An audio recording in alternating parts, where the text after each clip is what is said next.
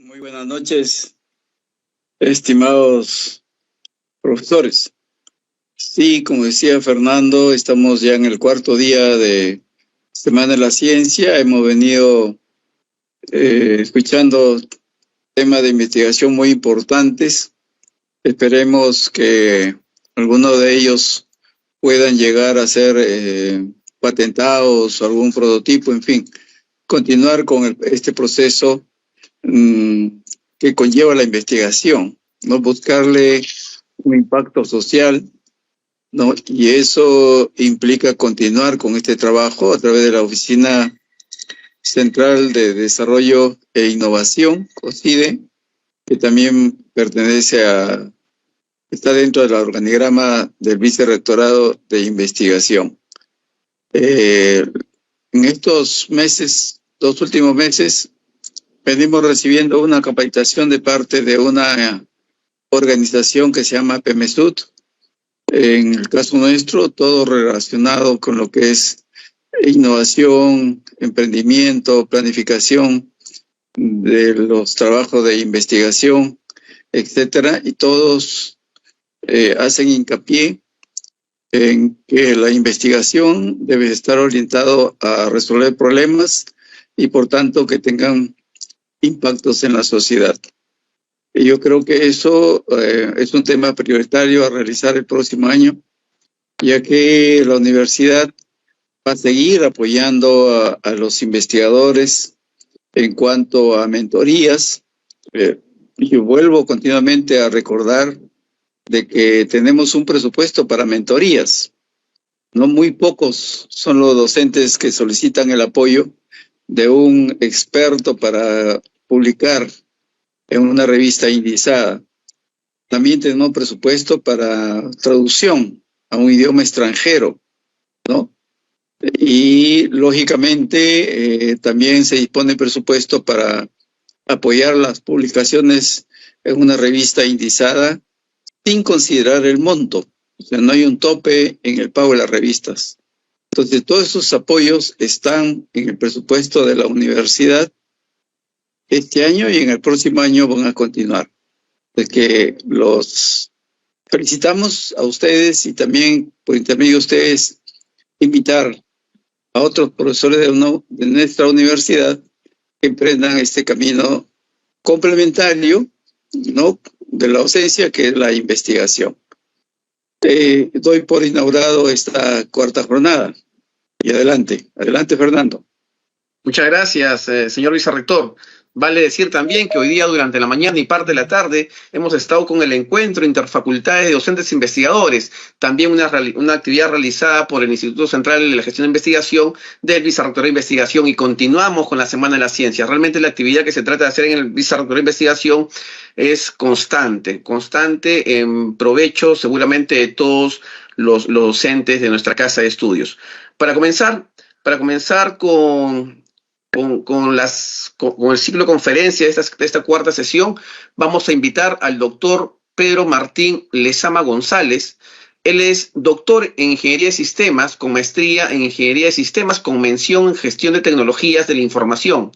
Es ingeniero de sistemas, cuenta con diferentes certificados en el campo, con diferentes certificaciones en el campo. También es docente reconocido RENACIT, experto en gestión de proyectos bajo enfoques tradicionales y ágiles. Es docente universitario con más de 15 años de experiencia general en la implementación y el desarrollo de softwares de información de gran envergadura, además de gestor de proyectos de inteligencia de negocios y analítica de datos, como Machine Learning e inteligencia artificial. Actualmente es consultor para el Ministerio de Economía y Finanzas y también consultor para COPEINCA. Es docente universitario de maestría y doctorado en la Universidad Nacional Mayor de San Marcos, en la maestría de esta casa de estudios, en nuestra Universidad Federico Villarreal, con curso de gestión de proyectos. También enseña en la maestría de la Universidad César Vallejo y también en pregrado tanto de la Universidad Nacional Federico Villarreal y la Universidad Nacional Mayor de San Marcos.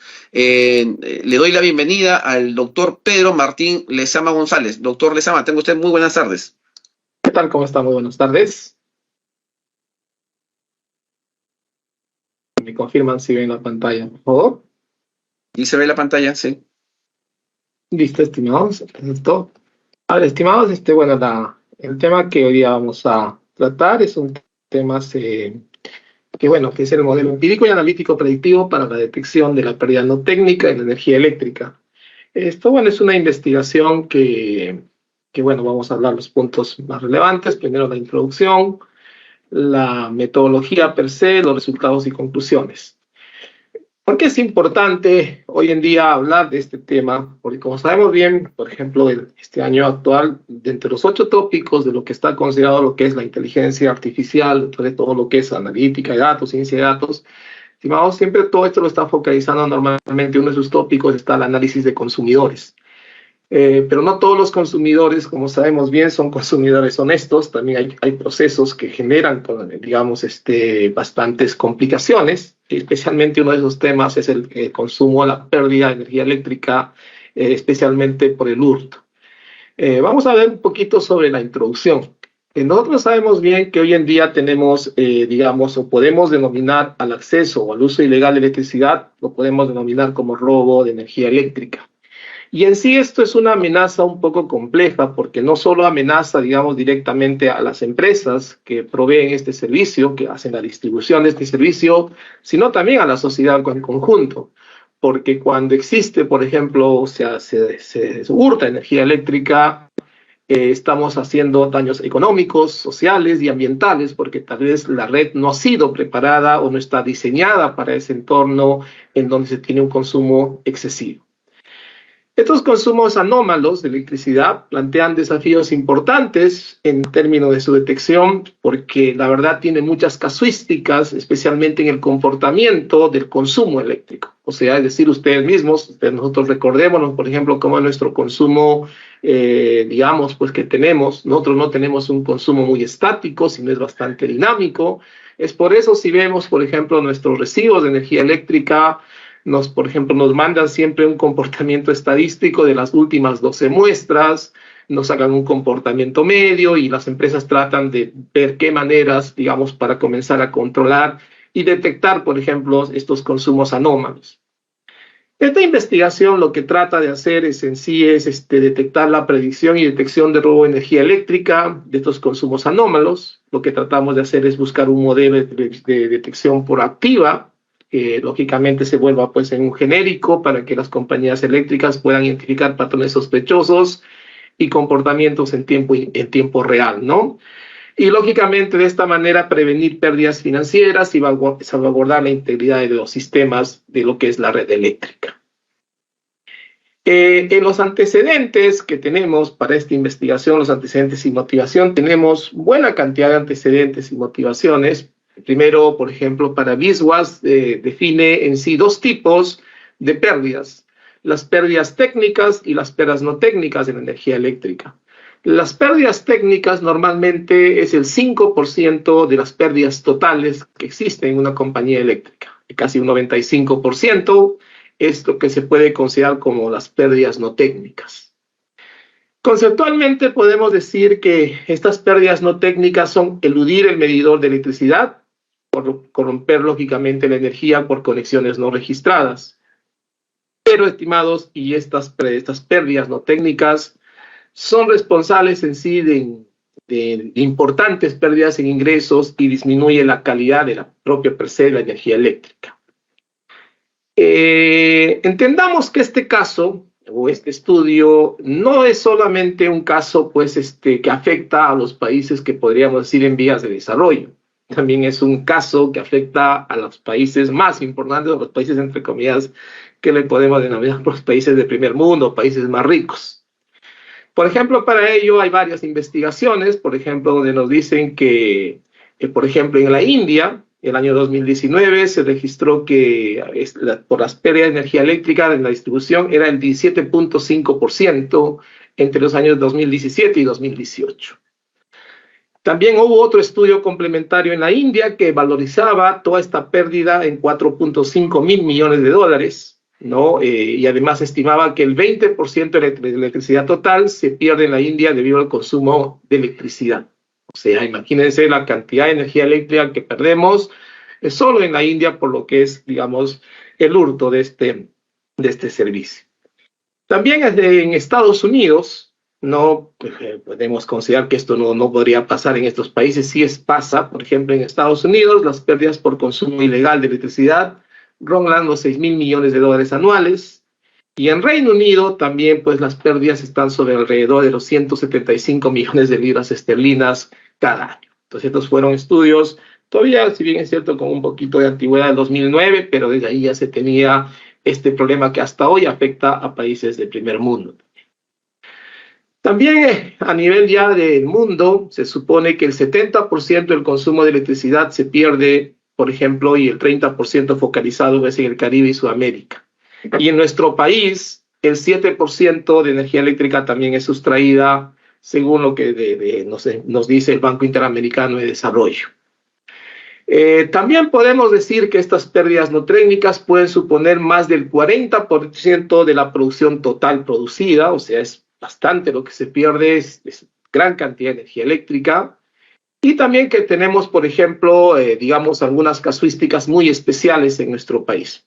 Enel, uno de los proveedores de servicios tal vez más importantes acá de Lima, anualmente sacó una investigación en el año 2021 donde habla de una pérdida de 103 millones de soles, equivalente a 207 gigabytes de energía eléctrica, ¿no?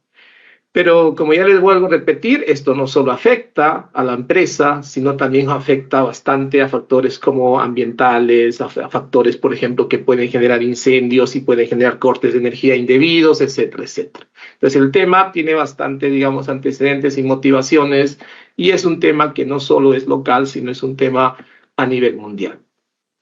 En la revisión de la literatura, para la detección del robo de energía eléctrica se tiene tres grandes, digamos, enfoques hasta este momento. Primero, la solución basada en estados.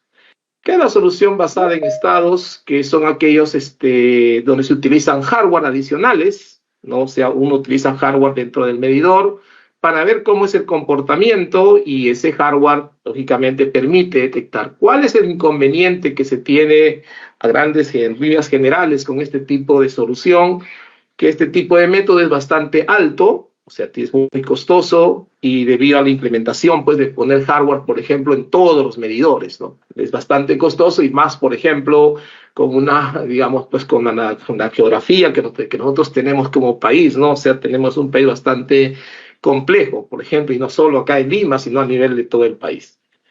Hay otra manera de detección, hay otros estudios de detección de energía eléctrica, estimados, que es la teoría de juegos. ¿Y cómo es el marco de detección? Este marco lo que trata de hacer es digamos, evaluar cómo es el comportamiento podemos decir, pues, una persona, un ladrón de energía eléctrica, ¿no? Entonces tenemos que generar ciertas reglas, ciertos patrones de comportamiento, y eso lo vamos a conocer como una función de utilidad para definir esos jugadores que están en ese juego. Es bastante desafiante, vamos a ver ya más adelante, por ejemplo, cuáles son las debilidades de esta forma de detección. Y el otro tenemos el aprendizaje automático. Entonces hay bastantes ya investigaciones desde el uso, por ejemplo, de machine learning, especialmente deep learning o combinación de ellos. Hay bastantes estudios que lo que tratan de hacer es utilizar machine learning o este tipo de marcos de trabajo, especialmente modelos supervisados, para lógicamente clasificar el consumo digamos, de cómo es el comportamiento, digamos, de estos usuarios fraudulentos. Para ver con más detalle estos tres grandes criterios de investigación, estimados, cuáles son sus métodos y sus contribuciones y sus limitaciones, podemos verlo, el primero, que es basado en hardware, se centra en dispositivos, como ya les expliqué hace un momento, y lógicamente tiene un alto costo de distracción, o sea, es bien costoso. El segundo, el de teoría de juegos, hay que generar toda una casuística, especialmente detectar el patrón del consumidor que está optando, pero también el nivel no es tan bueno, o sea, no se detecta tan fácilmente. Y en el aprendizaje automático también hay bastantes problemas, porque hay bastante comportamiento anormal, porque existe, por ejemplo, mucho desbalanceo de datos. Normalmente, por ejemplo, la gran cantidad de personas no hurtan energía eléctrica, el problema es detectar un pequeño volumen. Entonces, los modelos de aprendizaje automático no van a aprender de una manera muy sencilla ello, ¿no? Entonces hay que buscar mecanismos. Entonces, este es un problema porque tenemos datos altamente desequilibrados. Para ya concluir esta parte de lo que es el marco de la revisión de la literatura, podemos hablar que el rendimiento de algunos de estos marcos de trabajo, por ejemplo, para lo que es la verificación humana en lecturas de medidor, no es bueno a veces la evaluación de, digamos, con líneas de transmisión, y estos métodos requieren costo adicional. Entonces, a veces se necesita mucha inspección para hacer esa verificación. Y solo para darles un valor, un dato adicional a ello, es que, por ejemplo, en nuestro país, cuando hacemos una inspección por medidor, es un costo equivalente de $10 por revisión, por inspección. Entonces, imagínense hacer una revisión masiva, no sé, de mil domicilios, estaríamos invirtiendo solo ahí $10,000 en solo la inspección para poder detectar, por ejemplo, si hay hurto de energía eléctrica. También la solución basada en juegos, su tasa de detección es muy poca, o sea, genera muchos falsos positivos. La visión de hardware es bien costosa en su implementación porque hay que estar colocando en cada medidor, y en lo que es este aprendizaje automático, los datos contienen muchos datos erróneos. Encima, evaluar el comportamiento de cada usuario es bien complejo. Y las técnicas tradicionales también que han estado utilizando mucho, es, por ejemplo, modelos como de regresión logística y también el SVM o el Super Vector Machine, que tiene un problema también de clasificación para gran cantidad de datos masivos. Entonces, esas son las limitantes que tenemos hasta este momento de lo que está pasando en la revisión de la literatura de este tipo, digamos, de esta investigación.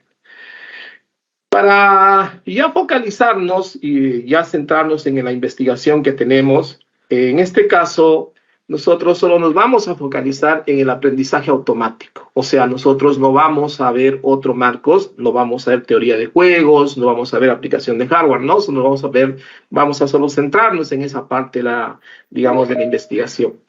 Para ello, ya que como este es un caso, como ya hemos visto a nivel mundial, ¿qué es lo que pasa? Que existen múltiples organizaciones a nivel mundial que ya han investigado sobre este tema. Por ejemplo, CGCC es una compañía, es una de las principales compañías de energía eléctrica de China, que ya ha utilizado estos modelos.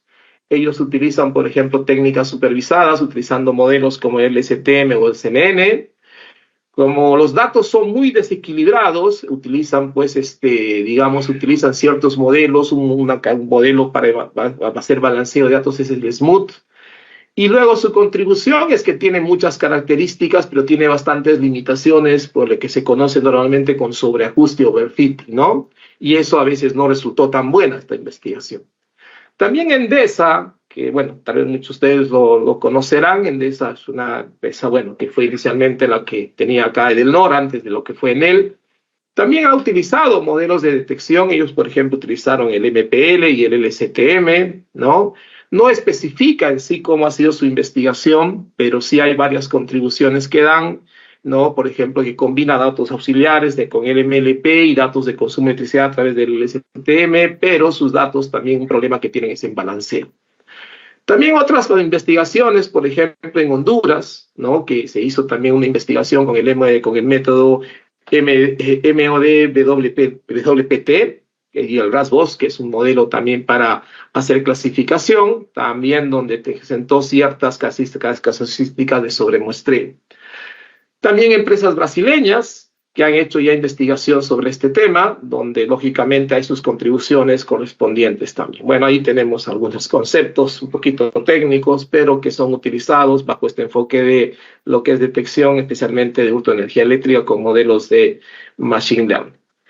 Nuevamente, Endesa intentó otra contribución también con el uso del XGBAS, ¿no? Que acá pues también tiene sus limitaciones, y también Irlanda, los países irlandeses también han hecho investigaciones, y luego hay dos empresas más, que SNAF y EISA, que también han hecho investigación sobre este tipo de casos. Entonces, desde el punto de vista, como ya les comenté inicialmente, este tema tiene bastante, digamos, sustento, bastante investigación, es un tema bastante complejo por la casuística casualmente que se tiene en este proceso. Entonces, yendo al tema principal, el problema. Como sabemos bien que nosotros tenemos, ya haciendo un resumen de lo que hemos visto, tendríamos las pérdidas eléctricas, tenemos dos tipos de pérdidas, las pérdidas técnicas, que son, como les repetí hace un momento, les comenté hace un momento, el 5%, las pérdidas no técnicas, el 95%. La detección de robo de energía eléctrica tiene varias formas de evaluación, teoría de juegos, sistema basado en estados. Nosotros vamos a ir por esta sección, ¿no? Por lo que es análisis de procesos, machine learning y clasificación. En sí, nosotros nos focalizamos más que hacer el uso directamente de modelos de machine learning, como ya puede hacer algunas técnicas como el ADAS o el SMooth. Nos focalizamos primero en el análisis de procesos y en sí ese es el aporte de esta investigación. Entonces, para ver el modelo propuesto que se está planteando en esta investigación, lo que tenemos nosotros que hacer es un preprocesamiento de datos, la lógica de procesos, y acá es donde vamos a emplear el criterio de un sigma o 3 sigma, la extracción de características mediante un modelo, digamos un modelo ya de Deep Learning, que es un BGG16, que también parte de otras investigaciones, como ya esto, usted también tiene ya sus antecedentes, y también las validaciones para ver qué tan bueno y qué tan robusto es el modelo que estamos proponiendo. Bueno, vamos a tomar los datos de una empresa que es Distriluz. Ustedes deben conocer que Distriluz es la empresa tal vez más importante que brinda energía eléctrica a toda la parte norte de nuestro país, ¿no? Y también parte del centro. Bueno, ellos me dieron en cita la oportunidad de hacer un proyecto y por eso tengo esta libertad de mostrarles este caso. Dentro de esta etapa de preprocesamiento vamos a hacer lo que es la normalización de los datos.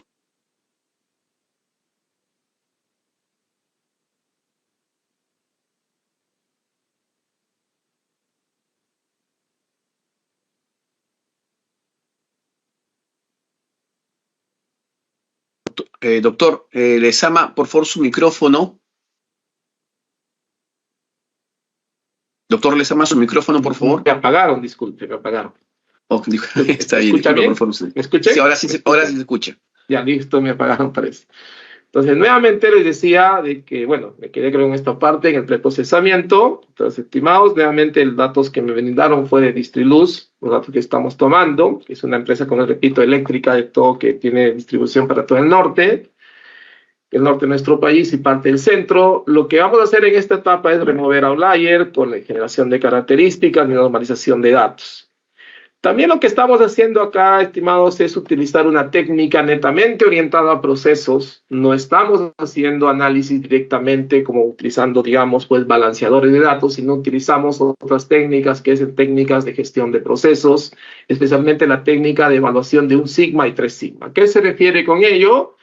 A hacer la comparación con el consumo con el periodo anterior. Si el periodo anterior, la varianza es de un sigma, o sea, de un promedio de un 66%, y es, digamos, también esa varianza es con respecto de las últimas 6 muestras y 12 muestras anteriores, tiene una varianza del 66%, entonces es un potencial usuario que puede hurtar energía eléctrica.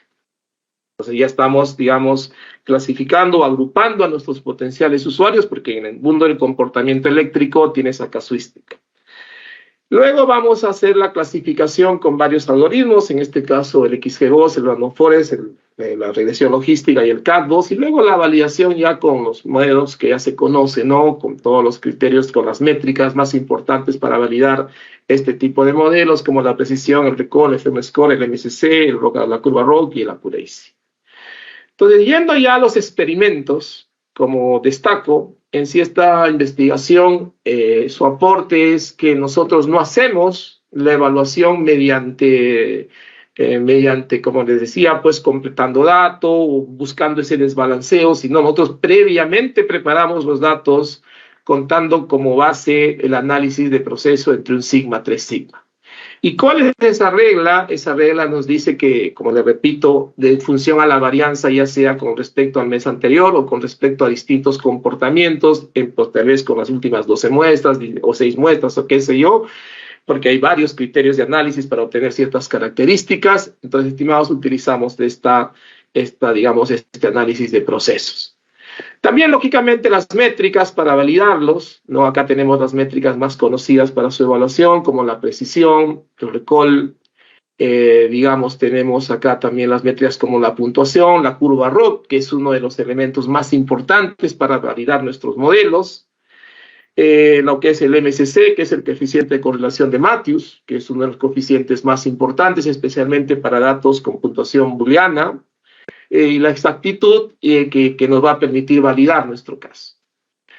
Para ya, digamos, evaluar los modelos en esta investigación, lo que se ha utilizado, como ya explico, son 4 modelos, el XGBoost. Ahí mostramos, por ejemplo, los hiperparámetros que se han utilizado para este modelo. Luego también tenemos el CatBoost, el Random Forest, y acá tenemos lo que es la regresión logística. Entonces, fueron todos los hiperparámetros que tuvimos que identificar de todo el volumen de datos que tuvimos que analizar. Como resultado de la investigación, lo que se tiene es ya que podemos revisar acá. Tenemos acá todos los modelos, tenemos acá todos los, digamos, todas las métricas, y acá ya tenemos los resultados de la evaluación. Podemos observar que, por ejemplo, tienen una mejor precisión. En este caso, digamos el recall, disculpen. El que tiene mejor recall es el random, en este caso es el Random Forest, ¿no? Acá, bueno, es la regresión logística. Luego podemos ver también algunos que tiene el Random Forest. En Random Forest, por ejemplo, acá es el único que tiene regresión logística en esta sección. En todos los demás, por ejemplo, en el Accuracy tenemos el Random Forest como el más importante. Tenemos el MSC también como más importante. Y luego tenemos en la curva ROC, que casi llegamos a un 94%, un valor bastante alto. Y tenemos también el F1 Score también para Random Forest. Entonces, por ello que lo que tomamos como decisión dentro de esta investigación es que el Random Forest es el que emerge con la mayor, digamos, con mayor exactitud, pudiendo llegar hasta un 95% de precisión. Para ya concluir esta investigación, ¿qué es lo que podemos concluir de todo este trabajo? Bueno, de que inicialmente los datos reales son bien difíciles de recopilar, no es sencillo.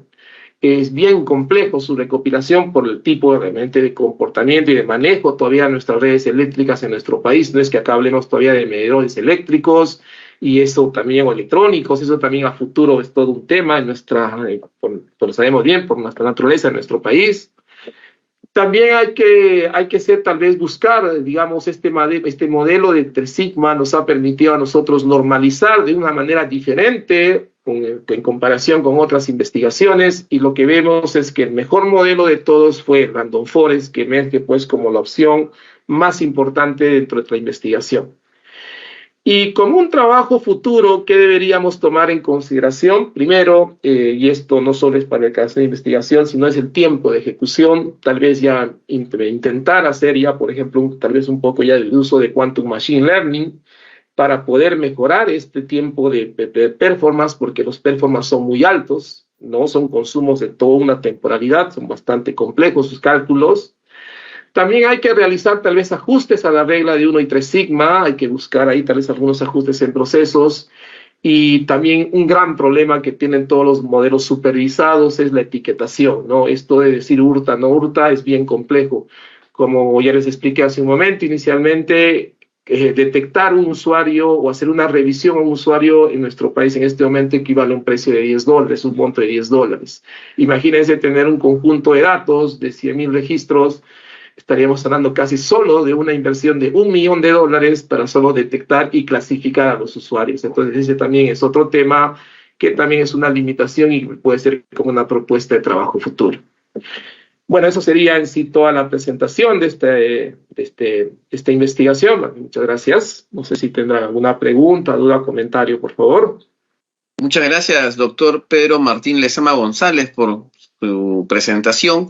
Que efectivamente vamos a ver si hay alguna pregunta por parte de los colegas o estudiantes asistentes. ¿Habrá alguna pregunta, por favor? Al parecer, doctor, Lezama, todo claro, interesante sobre su exposición. Más bien, en todo caso, vamos a solicitarle a la doctora Gloria Esperanza Cruz González, directora de Departamento de la Facultad de Tecnología Médica, a nombre del Vicerrectorado de Investigación, para que le entregue el certificado de reconocimiento a usted, doctor Pedro Martín Lezama González. Doctora González, doctora Cruz, por favor, muy buenas noches, bienvenida. Muy buenas noches, muchísimas gracias. A nombre del Vicerrectorado de Investigación, en la persona del doctor Pedro Amaya Pingo, quiero hacer entrega al doctor Pedro Martín Lezama González por su brillante exposición. Este reconocimiento también va para usted y su equipo con el que ha trabajado esta investigación. Nuestro reconocido, felicitaciones. Gracias. Muchísimas gracias, doctor Fernando Cernaque. Muy buenas Muchas noches. gracias, estimada doctora Gloria Cruz, muy amable por su participación. Y también usted, doctor Pedro Martín Lezama González, muchas gracias por su presencia y esperemos seguir contando con usted en cualquier otra actividad. Muchas gracias. Muchas gracias. Listo. A continuación, siguiendo con este ciclo de interesantísimas conferencias, voy a tener el agrado de presentar a la maestra Maribel Denise Riveros Ramírez. Ella es licenciada en Biología de la Universidad Nacional Federico Villarreal. Recibió su grado de maestría en Biología Molecular en la Universidad Nacional Mayor de San Marcos. Es miembro del Comité Institucional de Bioseguridad de la Universidad Peruana Cayetano Heredia. Actualmente es docente investigadora reconocida por CONCITEC. En microbiología también es docente investigadora en microbiología en la Escuela de Biología de la Facultad de Ciencias Naturales y Matemáticas de esta casa de estudios y docente de microbiología en la Universidad Peruana Cayetano Heredia. Ella nos expondrá sobre el tema Salmonella Enterica Cerobar Infantis, una bacteria de importancia en el Perú. Damos la más cordial bienvenida a la maestra Maribel Denise Riveros Ramírez. Buenas noches, estimada maestra Riveros. Buenas noches, Fernando. Buenas noches al vicerrector de investigación, también que se encuentra aquí el doctor Pedro Amaya, y a todos los docentes que nos acompañan el día de hoy. Agradecer por el tiempo y por esta invitación. Entonces voy a compartir la presentación. ¿Me confirmas, Fernando, si se puede ver? Sí. Está cargando un momento, por favor.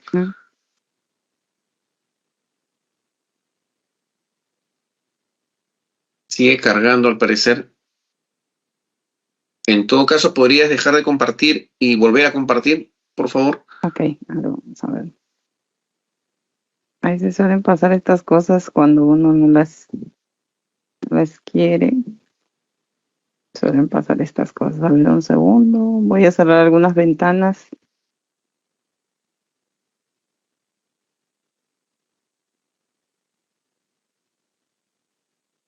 Okay.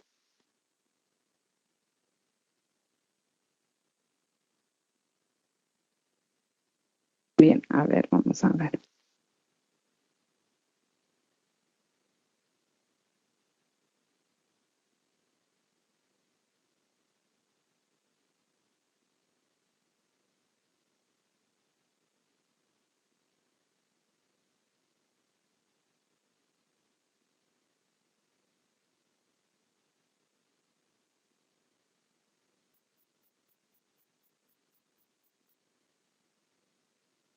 A ver, a veces se complica la computadora molesta cuando no debería. Esperamos, no hay problema, esperamos unos minutos. Listo. Muchas gracias, Fernando. Disculpen la incomodidad a todos los que se encuentran conectados. A ver. Aprovecho en todo caso para participar la invitación para el día de mañana, la clausura de justamente de esta Semana de la Ciencia, donde seguramente contaremos también con la presencia de nuestro señor vicerrector de investigación y también con conferencias magistrales por parte de nuestros colegas investigadores de diferentes facultades. Igual la hora de inicio va a ser a las 6 de la tarde y bueno, esperamos contar también con su presencia.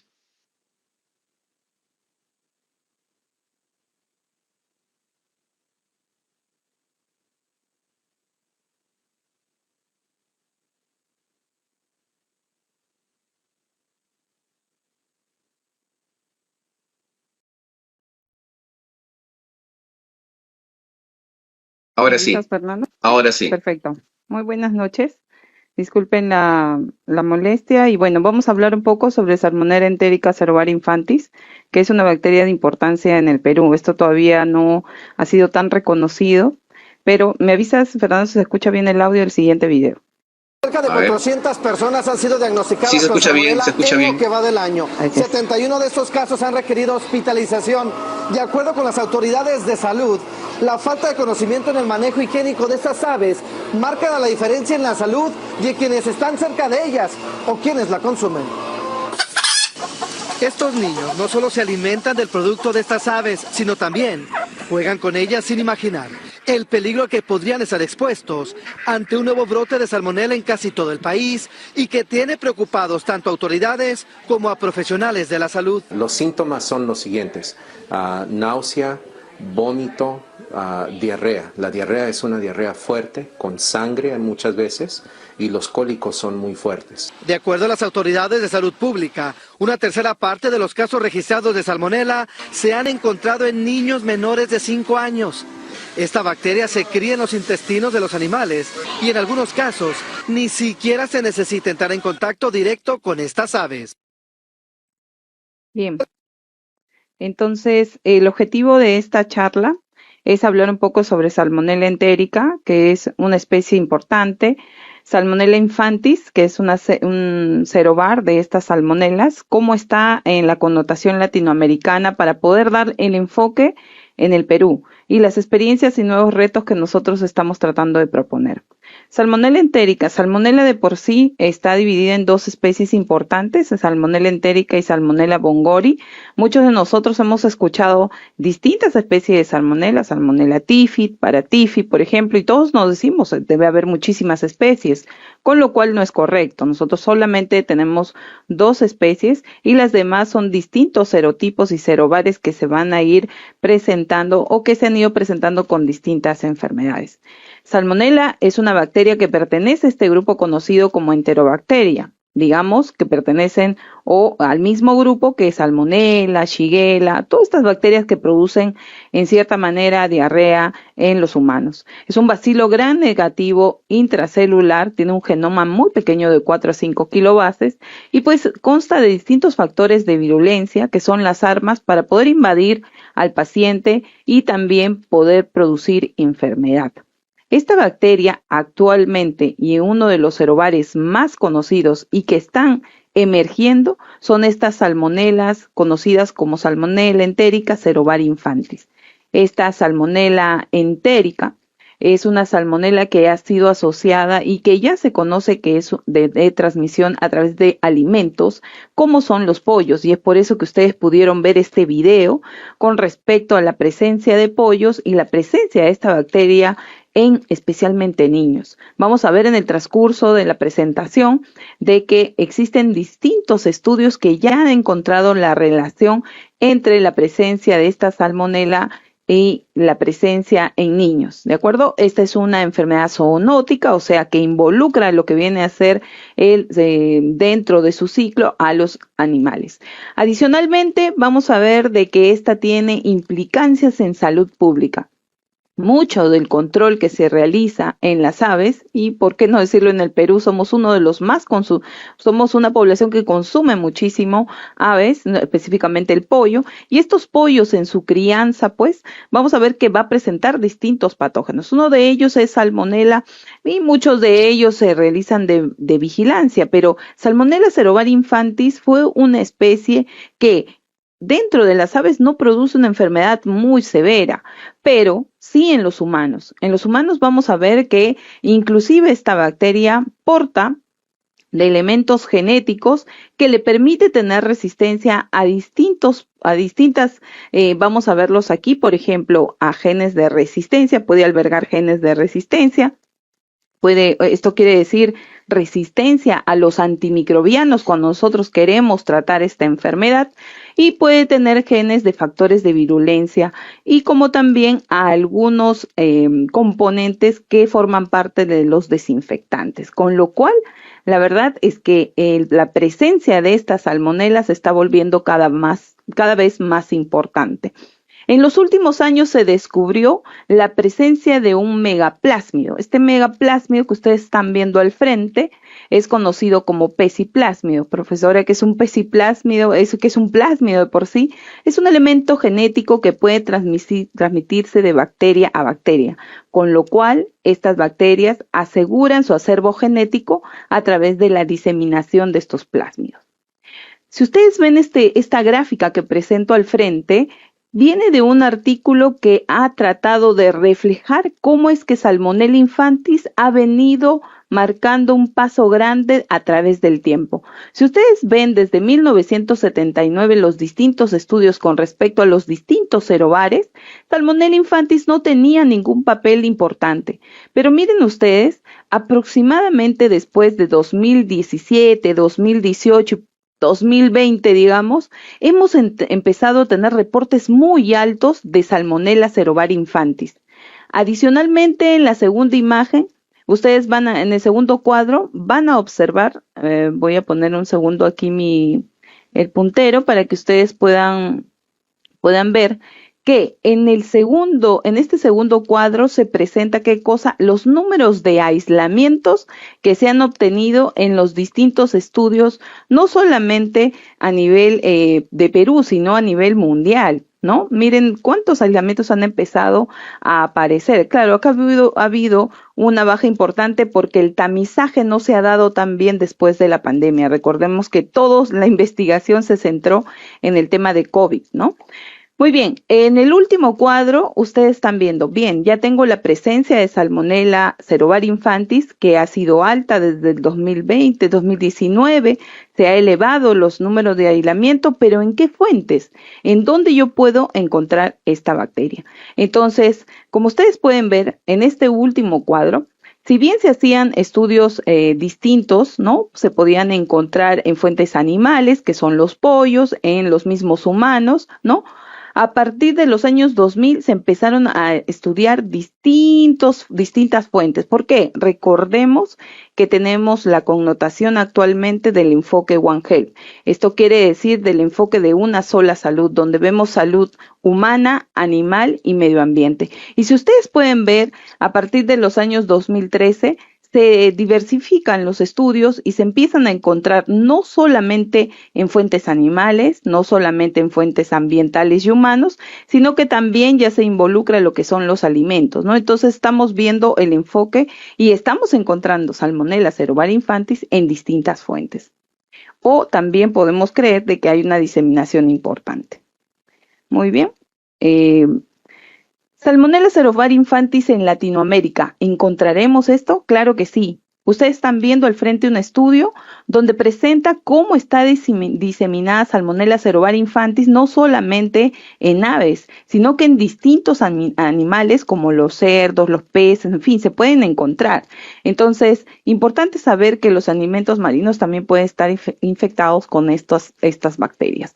Si ustedes ven este artículo con respecto a la presencia de Salmonella serovar infantis y específicamente Salmonella serovar infantis multidrogo resistente, esto quiere decir que tiene resistencia a muchos antimicrobianos, antibacterianos sobre todo, pues van a ver de que existen un alto índice en la industria animal, ¿no? En los animales de crianza.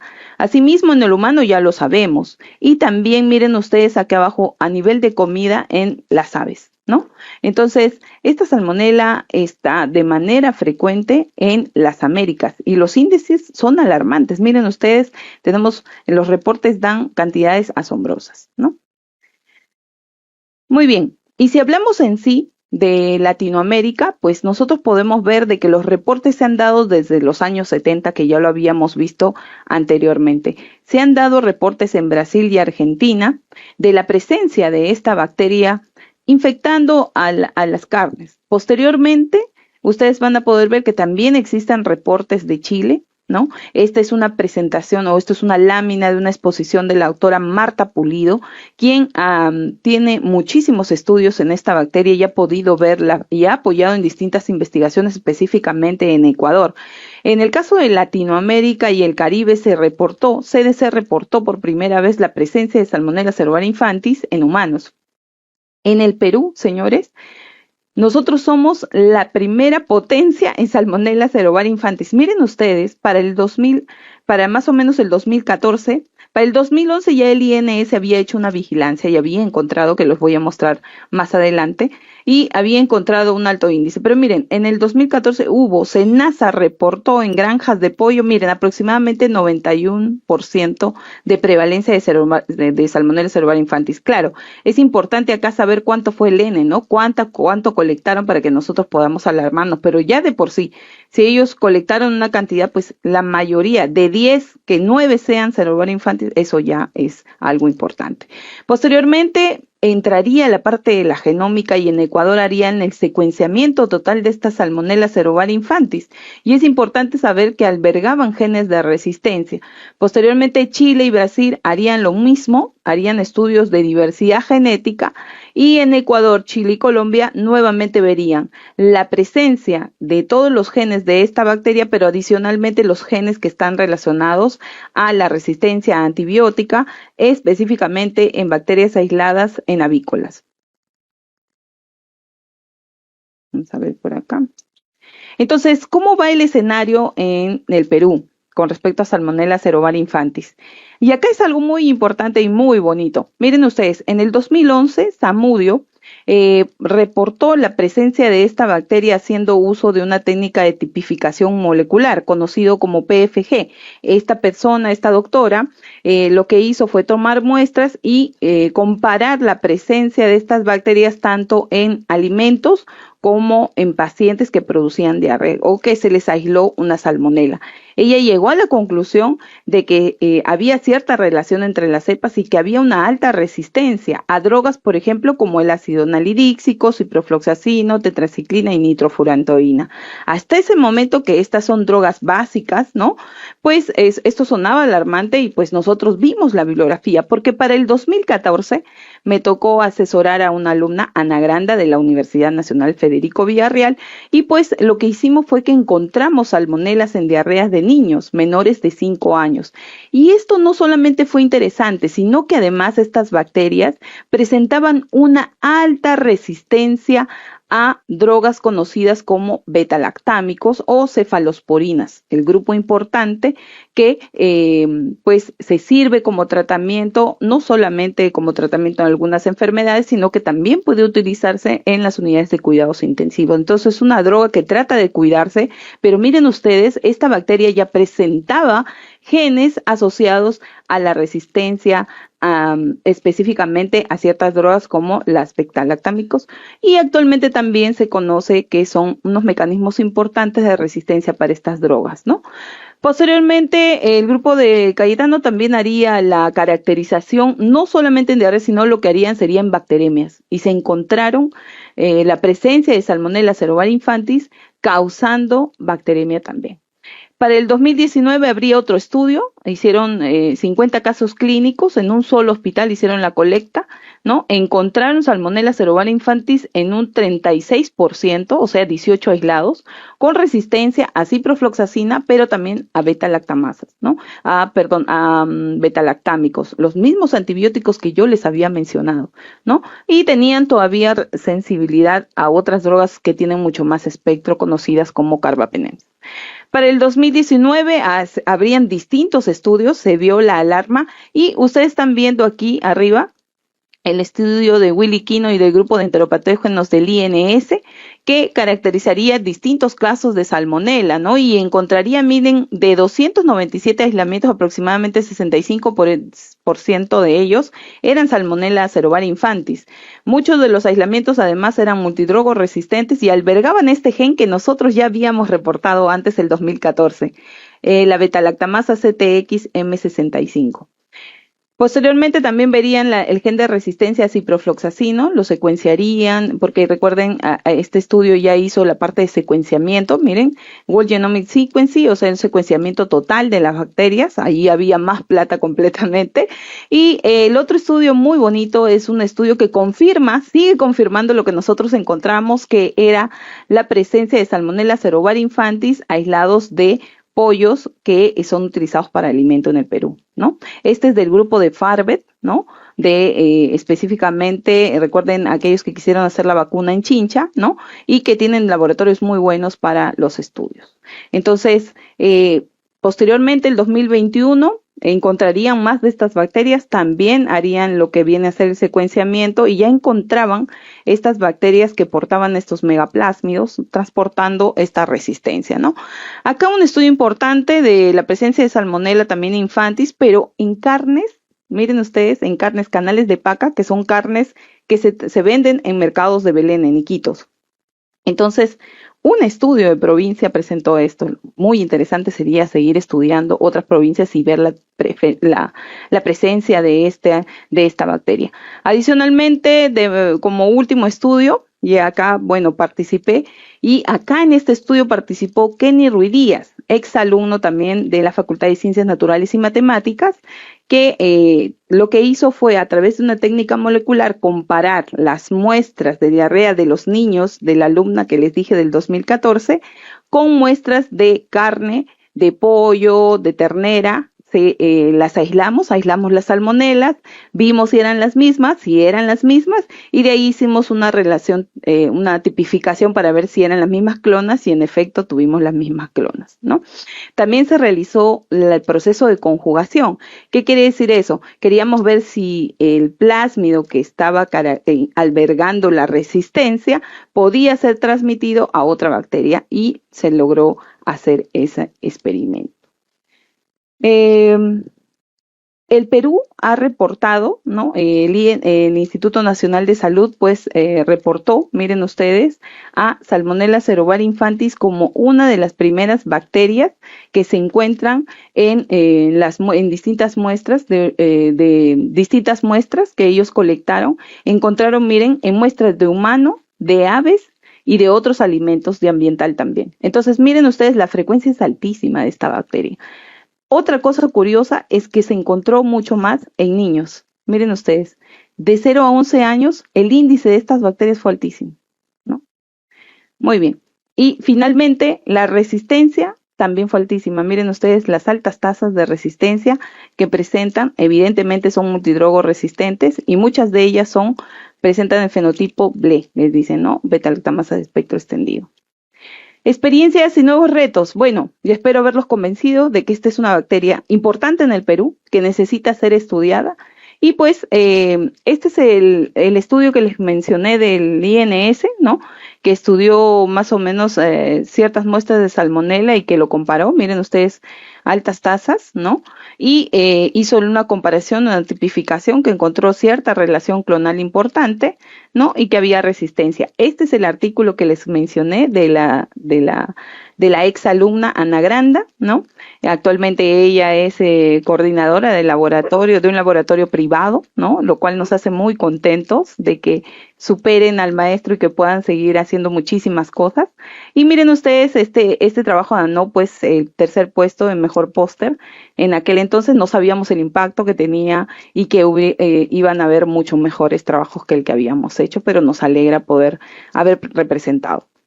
Entonces, se dio la presencia con estos trabajos y las publicaciones, se pudo ver de que esta bacteria se encontraba en diarrea y que se encontraba asociado a niños, y además que se podía encontrar en animales y en alimentos que nosotros consumimos de manera diaria. Es importante reconocer de que nosotros estamos viviendo en este lugar, ¿no? Este es el mundo, está interconectado, y actualmente los enfoques que tenemos no solamente es a nivel del ser humano. Recordemos que es una sola salud y un solo mundo. Por lo tanto, hacer este estudio no solamente en humanos, sino también en el medio ambiente y también en los animales es importante, porque nosotros nos encontramos conectados y por lo tanto estamos hablando el enfoque de una salud o enfoque One Health. Por lo tanto, nosotros vimos en estas cepas una oportunidad de poder seguir estudiando las salmonelas, que las han dejado mucho de lado en el tema de publicaciones. Entonces, aquí les presento, y es Candy Chacón, es una alumna que gracias a Vicerrectorado hemos tenido la oportunidad de presentar este trabajo, porque muchos de los trabajos que ustedes han visto presentaban la resistencia, pero ellos no mostraban los factores de virulencia. Entonces, lo que estamos haciendo ahora es estudiar los factores de virulencia de bacterias que no causan tifoidea, sino aquellas que están causando diarrea en niños menores en niños de 1 a 5 años. Entonces, esto lo estamos haciendo con nuestro vecino, que es el Hospital Hipólito Unanue, que nos permite de esa manera enlazarnos y poder aportar, por ejemplo, con las pruebas moleculares, que es lo que nosotros queremos hacer, y poder ayudar en el diagnóstico de enfermedades como estas. Y bueno, en el laboratorio de microbiología e inmunología estamos tratando de fomentar pues el buen diagnóstico y tratar de buscar estos temas como la presencia de estas bacterias muy importantes. Los retos que nos estamos poniendo es poder comparar y caracterizar estos plásmidos que ustedes han visto. Ese tema nos encanta, todo el tema conocido como el mobiloma, que vienen a ser los genes que se transmiten a través de las bacterias, el efecto en los desinfectantes, porque la industria necesita de aportes de qué es lo que está pasando con el uso excesivo, no solamente de antibióticos, sino de desinfectantes, porque se están generando genes de resistencia, es una cuestión evolutiva. Finalmente, quisiéramos intervenir en una planta para poder ver una planta de producción evidentemente de pollos y poder ayudar en este tema, ¿no? Ya por terminar, solo a manera de conclusión, Salmonella cerevisiae infantis, recordemos que es una enfermedad zoonótica y que es transmitida por alimentos.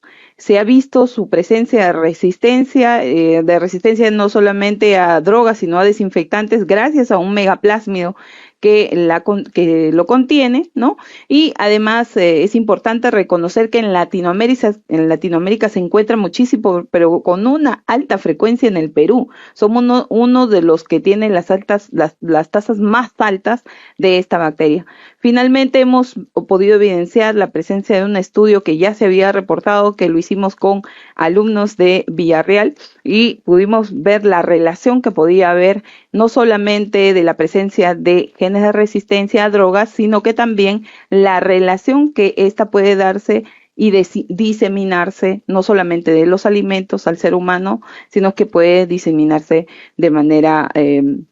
de distintas maneras. Adicionalmente, las experiencias que queremos hacer o lo que queremos rescatar ahora es ver qué factores de virulencia tienen, porque eso es importante, es ver qué estrategias toma la bacteria para que ya tiene la estrategia de la resistencia. Queremos ver cómo están los factores de virulencia que permiten desencadenar la enfermedad, ¿no? Plásmidos también los queremos observar y también ver los desinfectantes y ver cómo es que si este comportamiento se da en aislamientos de las plantas de producción de pollos. Quiero agradecer al Laboratorio de Microbiología e Inmunología, la doctora Gisela Yupanqui, el profesor Alcides Guerra y nuestros queridos alumnos. Acá tenemos al señor Francisco también, que nos ayuda técnico del laboratorio con todas las experimentaciones. Tenemos distintas actividades dentro del laboratorio. Aquellos que nos escuchen, que sean de la facultad y que no sean de la facultad también, porque los ayudamos. Ahora estamos ayudando a otros grupos. También los invitamos a formar parte del Laboratorio de Microbiología e Inmunología. Y la verdad es que esto siempre nos llega a que los alumnos se superen mucho más. Y esto es una experiencia de nuestra alumna Jacqueline Quispe, quien estuvo en la Universidad Benemérita de Puebla, es uno de los referentes en microbiología. Y nosotros formamos parte de una red, la red de Red CITEC, que estudia bacterias escape, que son unas bacterias que tienen una estrategia alta en resistencia. Y bueno, lo que hemos venido haciendo es capacitar también a nuestros alumnos para que puedan seguir más estudios, aparte de los que nosotros ya tenemos en el tema de resistencia antimicrobiana. Fernando, eso es todo y quiero agradecer. No sé si tuvieran preguntas, dudas, que con mucho gusto los puedo responder. Gracias. Perfecto, maestra Maribel. Efectivamente, interesante la presentación, también interesante el trabajo realizado con los estudiantes. No solamente es generar, sino también esperar que nuestros estudiantes generen, ¿no? Es muy importante y seguramente válido de seguir. ¿Habrá alguna pregunta, por favor, por parte de algún colega docente, tal vez de algún estudiante también presentes por acá? Consultas, preguntas. Al parecer, Maribel, todo ha sido bastante claro. Y corresponde, creo, invitar a la doctora Jurado, jefa de la Oficina de Investigación de la Escuela de Posgrado, para que te entregue, por favor, el certificado respectivo. Doctora Eulalia Jurado Falconi, Tenga usted muy buenas tardes, buenas noches. Bienvenida. Buenas noches. Mi saludo al vicerrector y a todas las autoridades y todos los profesores que están presentes. Mis felicitaciones a la doctora Maribel Denise Riveros por hacernos recordar que todos compartimos una misma casa y todos tenemos un futuro común. Es hora de cuidarnos. Doble felicitación, porque ha hecho visible también el trabajo de sus alumnos y me parece un ejemplo a seguir. De verdad que para mí hoy esto ha sido un aporte. Es muy bueno resaltar lo que vamos construyendo el camino. Doctora, no tengo otras palabras más que decirle y desearle todos los éxitos y que continúe por este camino. Espero ver sus publicaciones y que para mis alumnos sean un ejemplo que seguir. Muchísimas gracias y le hago la entrega simbólica del presente diploma a la doctora Maribel Denise Riveros por el tan excelente trabajo presentado el día de hoy. Muchísimas gracias. Muchas gracias, doctora. Y evidentemente, ¿no? Involucrar a los alumnos nos asevera y nos asegura de que lo que estamos haciendo va a continuar y eso es lo que queremos. Muchísimas gracias. Muchísimas gracias. Un aplauso para usted. Muchas gracias a usted, doctora Eulalia Jurado Falconi, por apoyarnos en este espacio y también a la maestra Maribel Riveros Ramírez por participar activamente y seguramente la vamos a volver a invitar. Muchas gracias a las Fernando, dos. Cuídate. Chao. Sí. Es nuestro compromiso. Perfecto. Continuando con esta ronda de conferencias magistrales, unas mejores que otras, interesantísimas, todas las conferencias realmente, ¿no? Importantísimas, una de cada área, una de cada facultad. Vamos a invitar también a la doctora Rina Marixa González Díaz.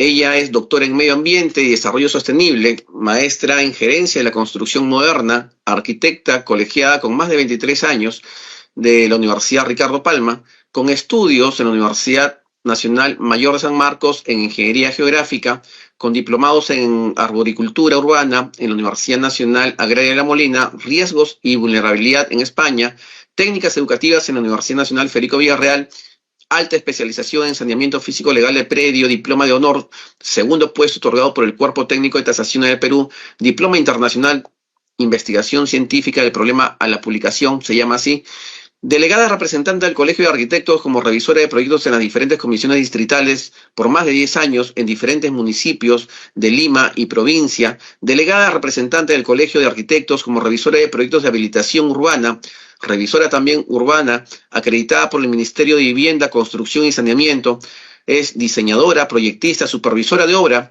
de casas de campo, de playa, colegios, parques, bulevares, sugerente de la empresa Cadel USAC, donde elabora proyectos, expedientes técnicos a nivel nacional. Es catedrática también de la Universidad Nacional, de nuestra casa de estudios, y también de la Universidad Ricardo Palma. Es revisora, asesora y jurado de tesis también, docente, investigadora. Actualmente está a cargo de la jefatura de la Unidad de Investigación, Innovación y Emprendimiento de la Facultad de Arquitectura y Urbanismo. Ella nos va a tocar el tema, la ciudad y el arquitecto. Bienvenida, doctora Rina Marixa González Díaz. Tenga usted muy buenas noches.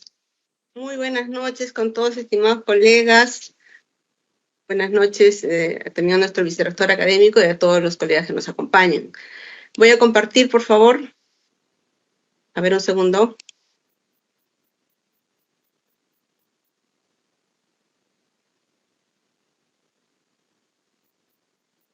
¿Y se me escucha?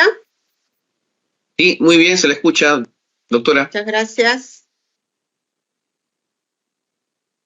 Dios bendiga a todos. Primeramente, disculpen. Muy buenas noches.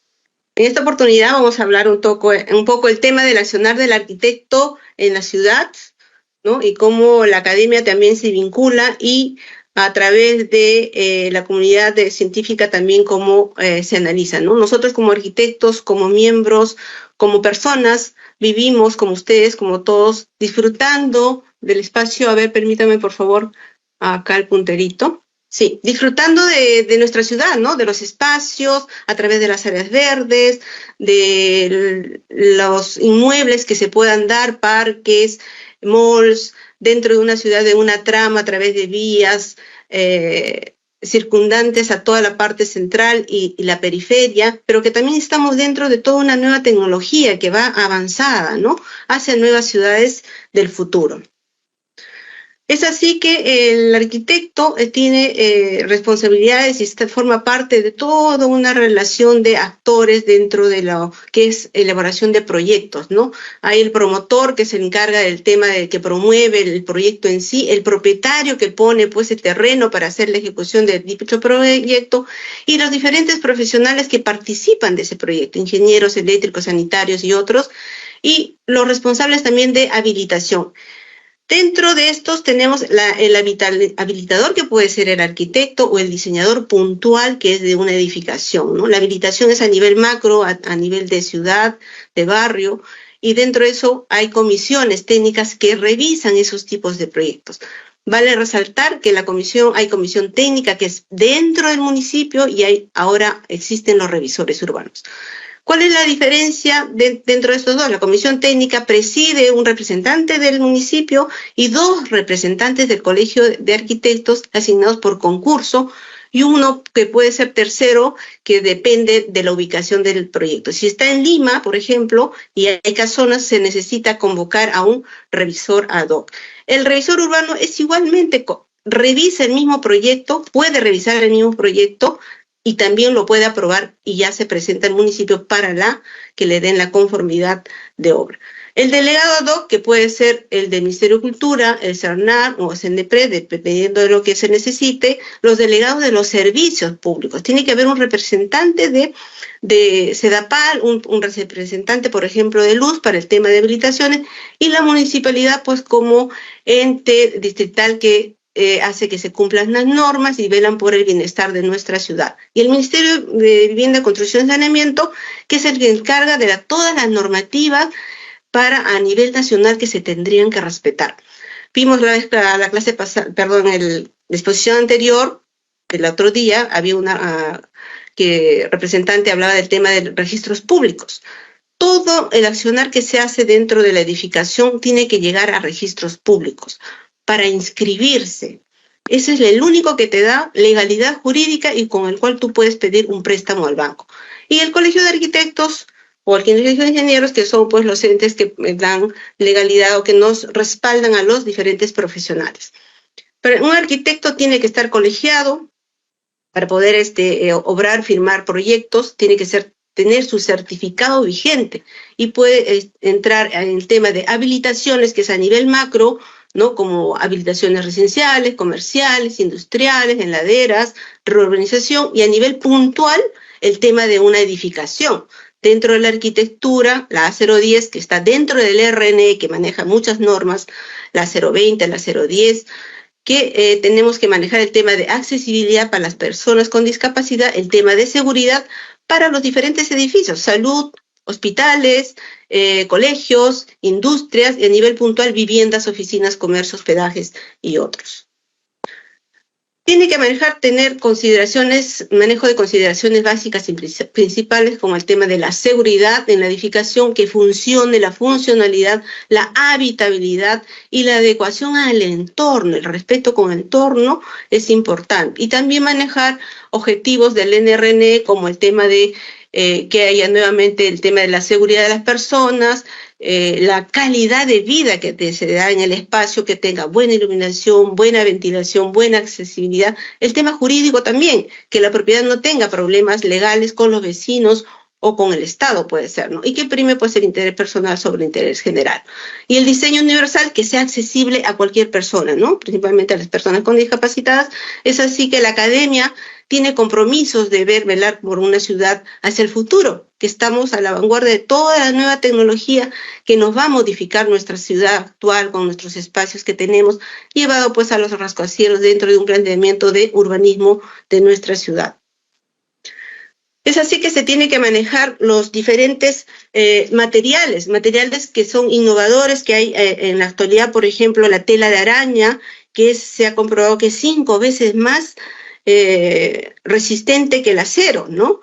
También tenemos el tema del SLIC, que está reemplazando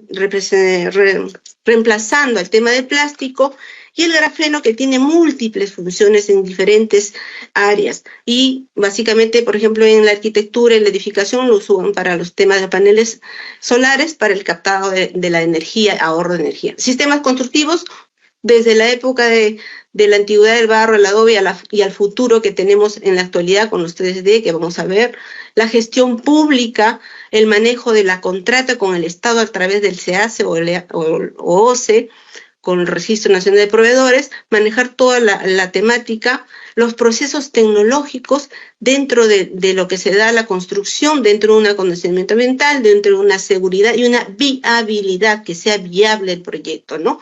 Dando unos servicios eficientes dentro de una eficacia y considerando pues nuestras variables climáticas. Nuestro país tiene costa, sierra y selva y que debemos de considerar. Innovaciones en la construcción, tenemos pues las innovaciones ahora que nos viene el 3D, que ya está, la realidad aumentada, los materiales sustentables, la prefabricación de materiales que se llevan a la obra ya, el tema de los drones, el IoT en todo el tema de tecnología, la Big Data que es avasalladora, la robótica que también nos está apoyando bastante, la plataforma BIM, que es otro tema importante a considerar, dentro de los materiales también los autorreparables, que es nuevas tecnologías. Como las impresiones 3D ya no se necesitan, como antes, el material de la quincha u otros, pero que también en la actualidad se puede utilizar el 3D con menos capacidad de mano de obra, a nivel de temas de robots, de maquinarias, que nos pueden dar el adelanto a las nuevas tecnologías para nuevas ciudades, ¿no?, que se están creando. Pueden ser a nivel central o radial, que se puedan ir generando las construcciones en 3D, ¿no?, con la maquinaria, con 1, 2, 3 operarios que vayan revisando y nos dan las edificaciones que nos permiten. En Texas, por ejemplo, fue uno de los primeros edificios con hormigón que se construyeron, que también podría ser en otro material. Y en Dubái ya está comprometido que el 25% de sus nuevas construcciones deberían tener este tipo de tecnología, llegando hacia el 2030.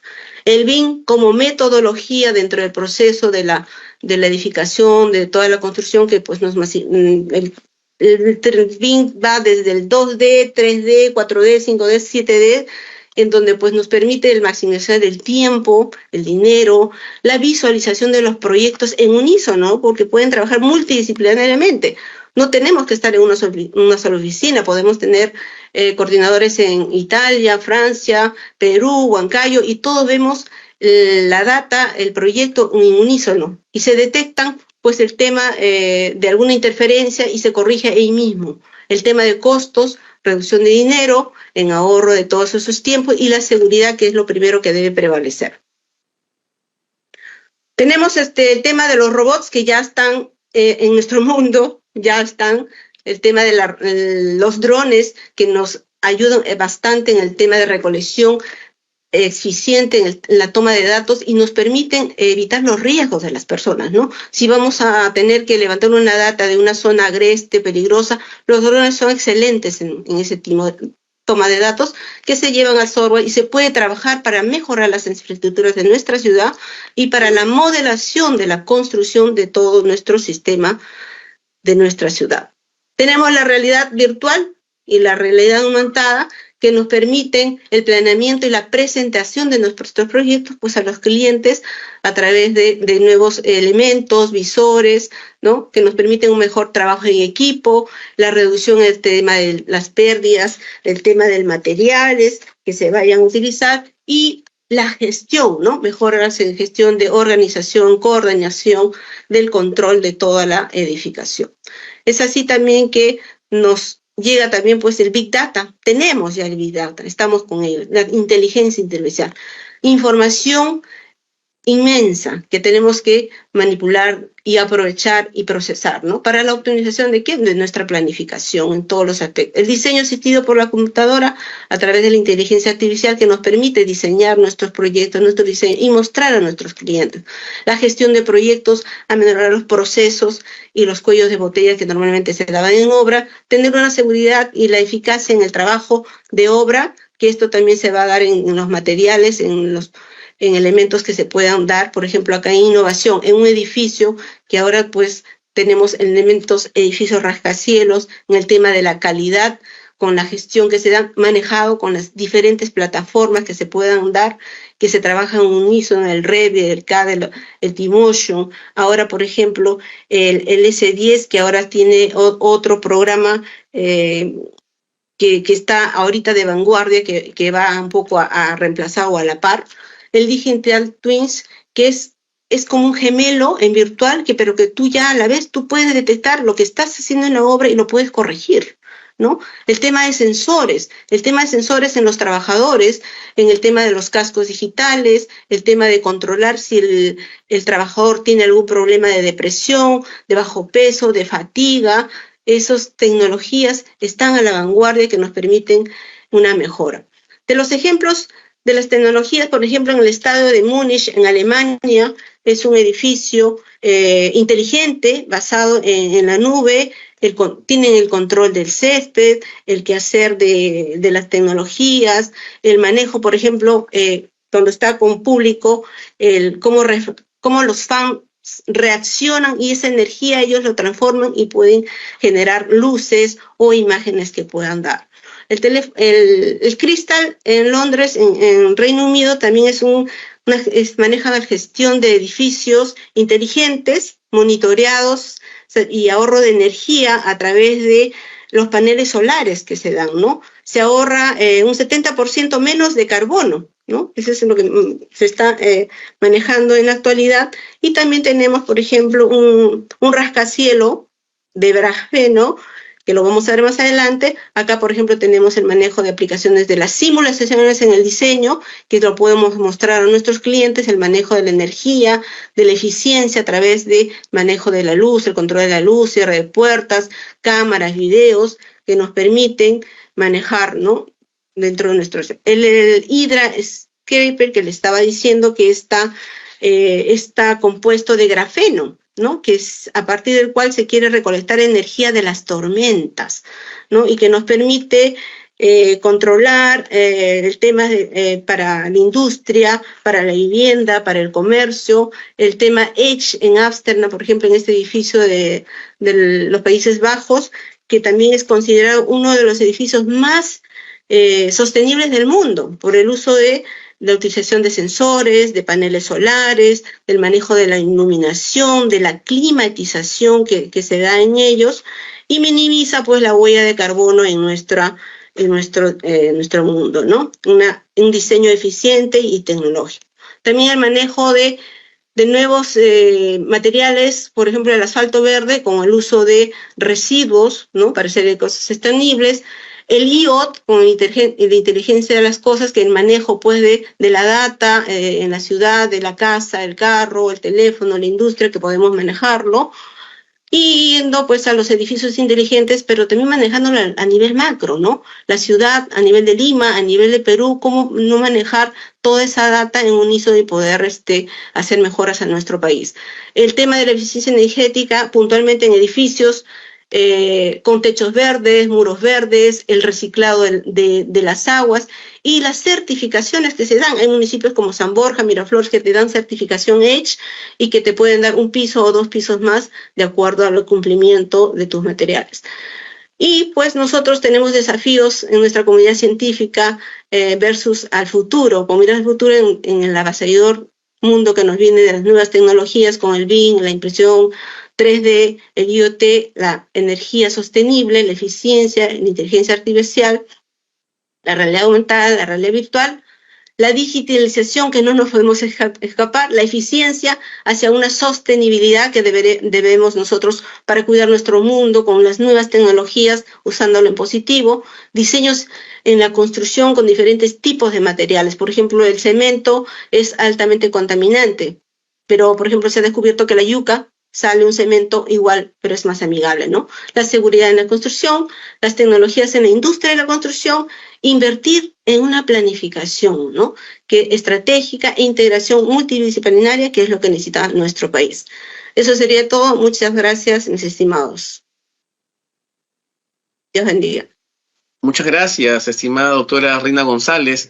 Interesante las actualizaciones que usted nos ha traído en cuanto a la temática en lo que implica su carrera en la arquitectura. Invito de repente, si es que hay alguna consulta, alguna pregunta ante tan interesante tema. Bueno, al parecer casi todas las investigaciones o todas las presentaciones por parte de nuestros investigadores están siendo bien recibidas, ¿no? Y se están entendiendo de lo mejor. En este caso, invito nuevamente a la doctora Gloria Esperanza Cruz González para efectos de que le pueda entregar el certificado de reconocimiento a usted, doctora González. Doctora Gloria Cruz, nuevamente buenas noches. Muy buenas noches nuevamente. Realmente una enorme satisfacción escuchar ponencias de este nivel, de esta calidad, lo que nos dice todo el esfuerzo que trabajan nuestros docentes en nuestra casa de estudios. Para mí es un alto honor representar al Vicerrectorado de Investigación en la persona del doctor Pedro Amaya Pingo, vicerrector de investigación, quien me encarga hacerle entrega de este diploma, que ya se lo van a estar haciendo también llegar de manera oficial, con su carta de agradecimiento, por supuesto, doctor Cernaque, a la doctora Rina Maritza García Díaz. Un placer haberla escuchado. González. Sí, Gracias. Mil disculpas. Muchas felicitaciones. Realmente ha sido muy, muy bonita su presentación. La felicito. Muy buenas noches. Dios los bendiga a todos. Gracias. Muchas gracias a la doctora Reina González y a la doctora Gloria Esperanza Cruz González. Un fuerte abrazo y muchas gracias. Seguramente la estaremos viendo nuevamente por acá, doctora Reina. Muchas gracias. Finalmente, para acabar también con broche de oro esta cuarta jornada de la Semana de la Ciencia, vamos a invitar al doctor Olegario Marín Machuca. Él es bachiller en Oceanografía y Pesquería, él es titulado, es ingeniero pesquero, tiene una maestría en Ciencias con mención en Tecnología de los Alimentos y un doctorado en Ingeniería Agroalimentaria. El doctor Marín Machuca es docente, investigador, RENACIT, expositor en diferentes actividades académicas con capacitaciones y perfeccionamiento constante.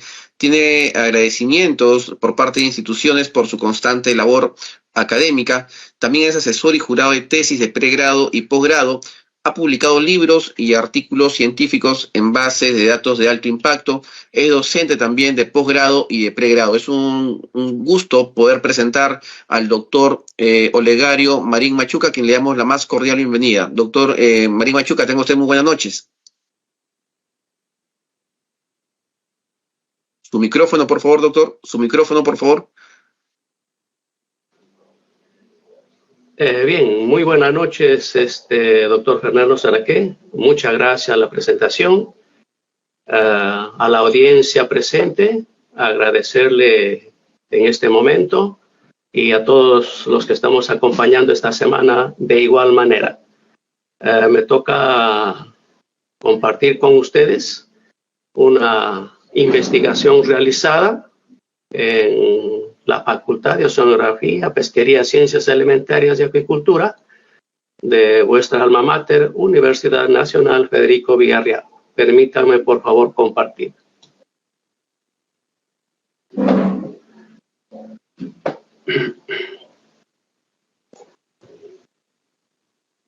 A ver.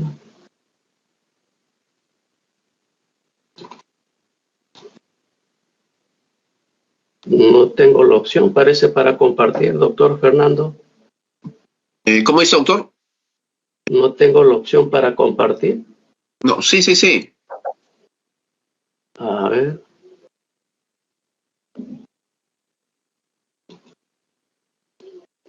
Si gusta, doctor, yo puedo compartir la presentación.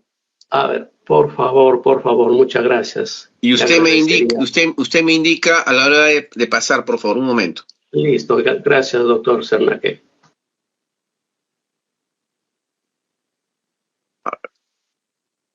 Gracias, sí se observa, creo, ahí.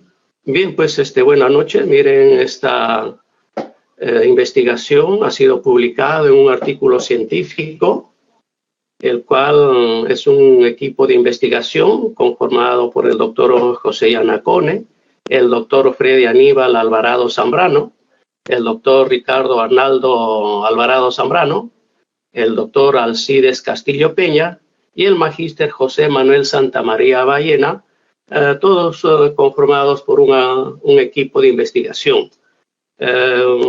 Prácticamente una investigación finalizada, porque el objetivo era cómo usar una ecuación diferencial ordinaria de segundo orden en la ingeniería de los alimentos.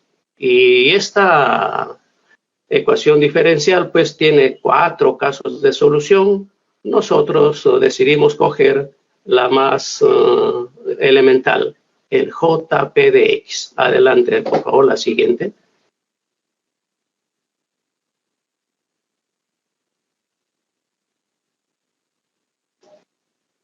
La siguiente, por favor. Bien, a ver. Justamente acá tenemos la ecuación diferencial de Bessel y eso EDOPO dice pues ecuaciones diferenciales ordinarias de segundo orden, en las cuales el objetivo fue sencillamente ver la correlación que tiene la temperatura en el centro geométrico de un envase cilíndrico y corroborarlo con las soluciones de la ecuación de Bessel. Claro, al final hemos correlacionado y hemos sacado conclusiones estadísticas que no existe diferencia significativa. A la siguiente, por favor.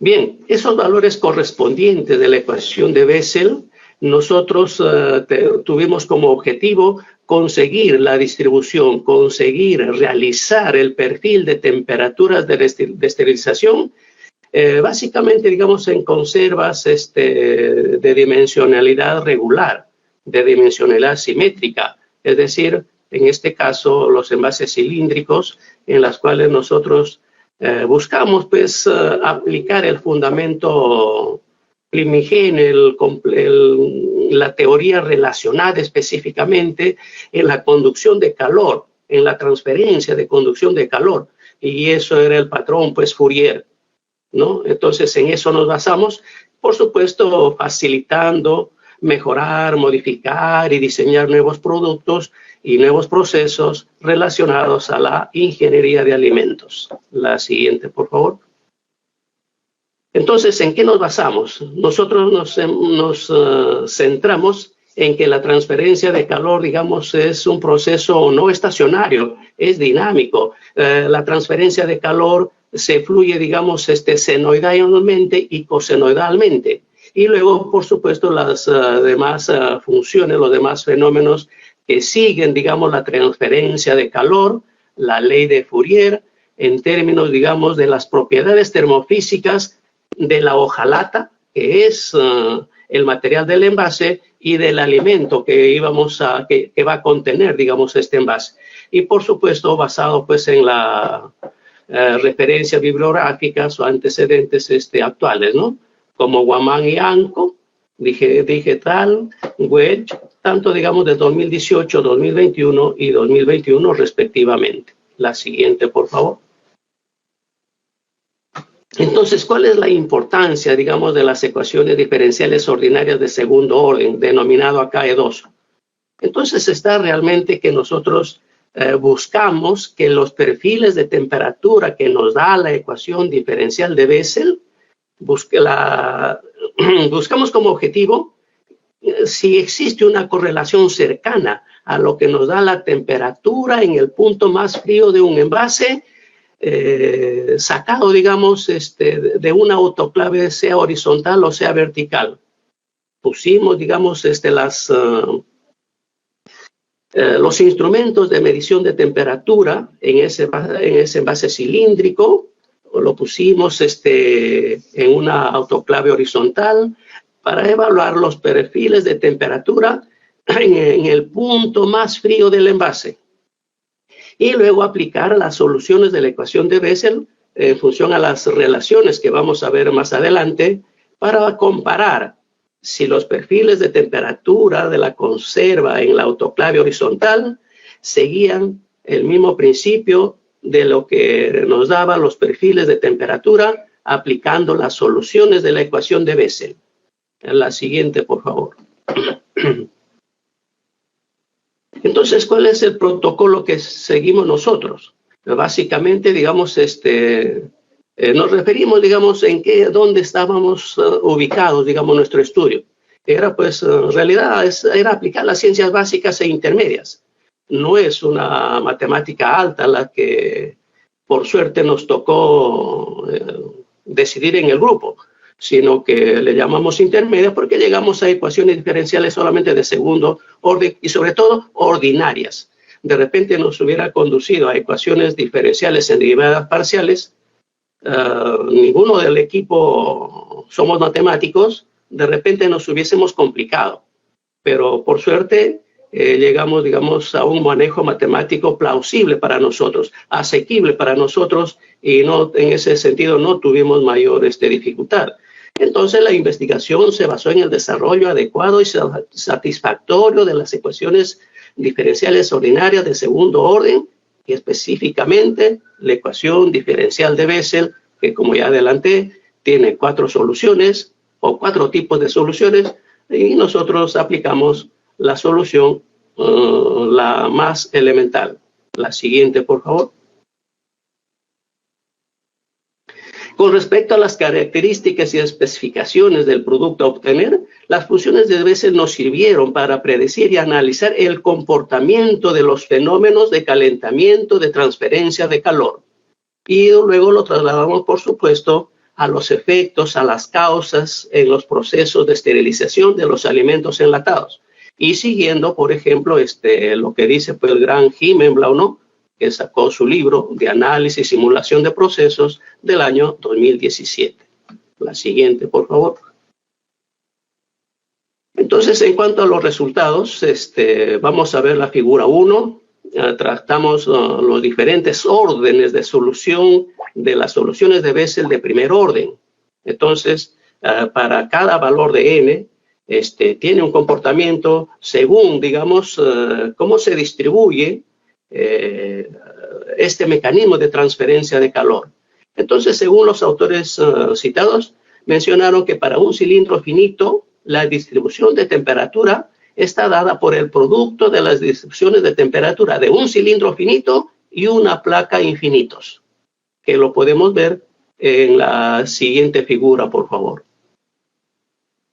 Este es el comportamiento que nosotros observamos en los valores de la función de Bessel Jn de x. Y para cada valor de n, desde orden 0, 1, 2, 3, por ejemplo, podemos observar nosotros la distribución de temperaturas, que al final, cuando se hace el cruce entre un cilindro infinito y una placa finita, nos da un cilindro de características o dimensionalidades simétricas. Pero esta es la idea, o sea, así se difunde la temperatura. Y eso fue, digamos, el principio por la cual, en reunión con el equipo de investigación, decidimos utilizar estas soluciones de la ecuación de Bessel, que el formulismo, bueno, resumido, ¿no? El formulismo resumido porque se aplicaron muchos cálculos, varios cálculos, deducción de fórmulas y de fórmulas y de fórmulas, pero en esta oportunidad he cogido las más importantes. La siguiente, por favor. Ahí tenemos lo que les mencionaba. ¿Cómo determinamos el perfil de temperatura de un cilindro finito? Simplemente multiplicando el perfil de temperatura de un cilindro infinito por el perfil de temperatura de una placa infinita. Entonces, esta, digamos, es la principal ecuación, la elemental, digamos, que nos llevó al estudio. Y, por supuesto, cuando nosotros ya representamos el perfil de temperaturas en un cilindro finito, nos conduce acá, a esta ecuación, donde este es el J0 que nosotros empleamos. Eso hace todo el trabajo, digamos, de los perfiles de temperatura, el J sub 0 para diferentes valores de X. Bueno, ahí está el radio del envase, está el radio, digamos, circular que va cambiando en dicho envase, y nosotros tenemos la temperatura TR, por ejemplo, la temperatura de retorta, T sub 0, la temperatura inicial, bueno, temperatura de retorta, temperatura programada de esterilización, T, la temperatura cambiante en el punto más frío del envase, en el centro geométrico del envase, y T sub 0, la temperatura inicial. Y bueno, esta es la expresión, digamos, las más incómoda, la más difícil que pudimos nosotros encontrar, pero luego con la operatividad que les iba hablando, se fue, digamos, la dificultad cada vez se iba despejando mucho mejor. La siguiente, por favor. Acá ya tenemos, digamos, unos cálculos previos, ¿no? De varios cálculos. Acá, por supuesto, no son los únicos, fueron varios cálculos que hizo el equipo, pero al final llegamos a esta temperatura, ¿no? A esta distribución de temperatura. Y esta fue, digamos, la que nos condujo a la tabla final que vamos a tener de distribución de temperatura en función del tiempo de proceso. O sea, es un arduo trabajo, fórmula tras fórmula, pero como repito, acá se han obviado pues varios pasos, ¿no? Entonces, pero se aplicaron pues las soluciones J sub 0 de X de la ecuación de Bessel. La siguiente, por favor. Entonces llegamos, señores, a la distribución de temperatura en el centro térmico de la conserva. Esta es la temperatura que nos dio la solución de ecuación de Bessel. Por ejemplo, estas temperaturas, este perfil de temperatura o distribución de temperatura, lo comparamos con la distribución de temperatura que se da un envase cilíndrico en la autoclave horizontal. Eso es, digamos, una comparación estadística de correlación y nos acercamos que teníamos encima del 97%, es decir, la distribución de temperatura que nos daba la ecuación de Bessel, correlacionándolo con la temperatura, con el perfil de temperatura de la conserva en la autoclave vertical, encima del 97%. Entonces, eso nos dio confianza, eso nos dio ánimos para dar fe, digamos, a que las soluciones de la ecuación de Bessel sí sirven grandemente en la ingeniería de los alimentos. Y se puede hablar a otras geometrías. Nosotros hemos utilizado un envase cilíndrico, pero también se puede hacer un esférico, también se puede aplicar un envase rectangular, por ejemplo, y claro, pero las dificultades, por supuesto, aumentan. Pero en función a qué aumentan? En función a la geometría del envase que uno desease utilizar para ahí conservar nuestro alimento. La siguiente, por favor. Entonces, nuestros estudios, digamos, los discutimos con varios autores, ¿no? Como dice acá la ecuación de Bessel, que es una ecuación diferencial ordinaria de segundo orden, tiene soluciones ondulatorias, ¿no? O sea, así como hablamos, no cuando nosotros nos pronunciamos, conversamos entre nosotros, esa transferencia, esa comunicación no va directo como una línea recta, sino va, digamos, de forma ondulatoria, o lo que más se conoce es senoidales o cosenoidales. O sea, no va, digamos, esa comunicación en línea recta. Y de forma similar ocurre la transferencia de calor, básicamente, o si queremos, la distribución de temperatura, básicamente, en este caso, como le mencionaba, una conserva que nosotros queríamos esterilizar. Y por lo tanto, facilitan también el mecanismo de distribución de temperatura en envases de hojalata. La transferencia de calor, según la ley de Fourier, en envases cilíndricos para alimentos en forma de conserva se puede aplicar en envases de cualesquiera dimensiones, como por ejemplo el 307 por 113, que es el envase comercial que más nosotros la vemos en los supermercados. Ese atún, por ejemplo, ¿no? Esa conservita de atún que siempre la compramos, esa es bueno, es otro campo muy aparte, ¿no? La dimensionalidad de los envases de hojalata, de vidrio, de cartón, foils, etcétera, ¿no? La siguiente, por favor.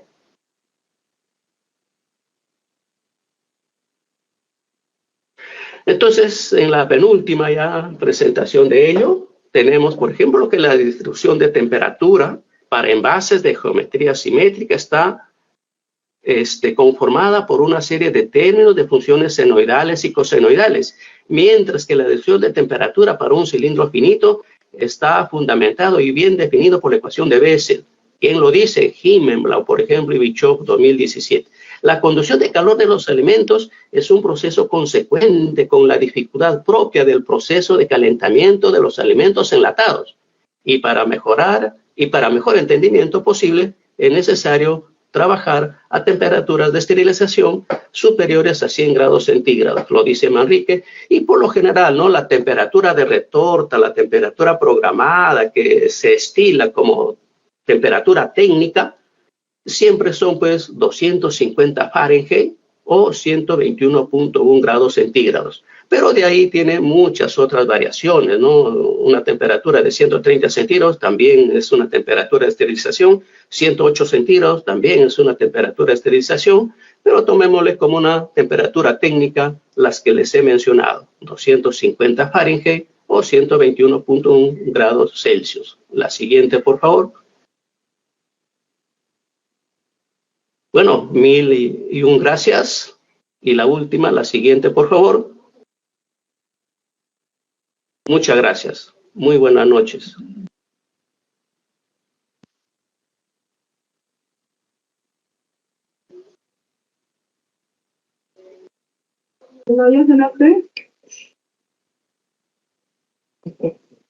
Buenas noches, a ver.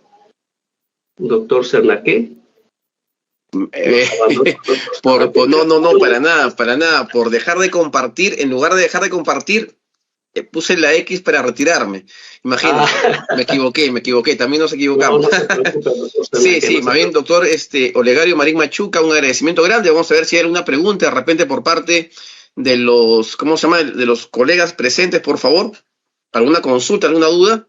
Parece que ninguna. Perfecto. Entonces, vamos a invitar a la doctora Eulalia Jurado Falconi de Trujillo para efectos de que lea el certificado de reconocimiento, que es muy válido, por favor. Sí, doctora Eulalia Falconi, tenga nuevamente muy buenas noches. Buenas noches. Doctor Olegario, te has puesto un tema porque para mí resulta pues bien difícil entenderlo por el lenguaje matemático. Y sin embargo se dejó, no pude percibir la importancia que se tiene la temperatura para estos sistemas. Y tengo muchas interrogantes, pues no le quiero preguntar, pues porque no lo voy a saber hacerlo bien. Pero mis felicitaciones por un trabajo que es difícil de trabajarlo y que lo has puesto con esa claridad que pues me ha permitido entender, de verdad. Para mí es un honor entregarle este diploma al doctor Marín Machuca Olegario por tan importante investigación y pues que eso tenga eco en nuestra sociedad y para la creación del nuevo conocimiento. Felicitaciones, doctor, y con mucho cariño le entrego el diploma. Muchas gracias, doctora Eulalia Jurado Falconi, muy agradecido. Cuando me convoquen siempre estaré presente. Muy agradecido. No, siempre estamos pensando en el doctor Olegario en la oficina. Muchísimas gracias. Muchas gracias al doctor Olegario Marín Machuca y a la doctora Eulalia Jurado Falconi por entregar el certificado a nombre del Vicerrectorado de Investigación. Y efectivamente, seguramente lo volveremos a convocar, doctor Olegario Marín. Y con esto acabamos, con esta conferencia acabamos esta cuarta sesión de la Semana de la Ciencia, estimados colegas, esperándolos el día de mañana para la clausura. Sí, entonces, por favor, desde ya el agradecimiento por su presencia el día de hoy y el agradecimiento de antemano por la presencia del día de mañana, a nombre del señor vicerrector de investigación, el doctor Pedro Manuel Amaya Pingo. Muchas gracias nuevamente por su presencia. Hasta el día de mañana, muy buenas noches.